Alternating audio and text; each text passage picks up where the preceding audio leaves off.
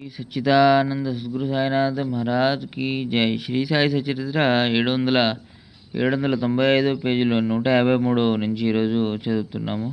గ్రంథ రచయితలు అనేక మంది ఉంటారు, కానీ విశ్వానికి ఆధారమైన శ్రీ విష్ణువు యొక్క అవతారమైన సద్గురువు లభించకపోతే ప్రాసాదిక వాణి ప్రాప్తించదు.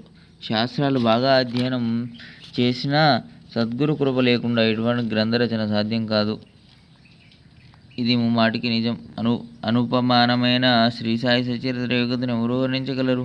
ముముక్షువుల పరమ భాగ్యం కారణంగా హేమాడ్ పంతు వంటి రచయిత లభించారు. ఈ గ్రంథం భూమిపై ఉన్నంత వరకు హేమాడ్ పంతు కీర్తి భూమండలంపై ఉంటుంది.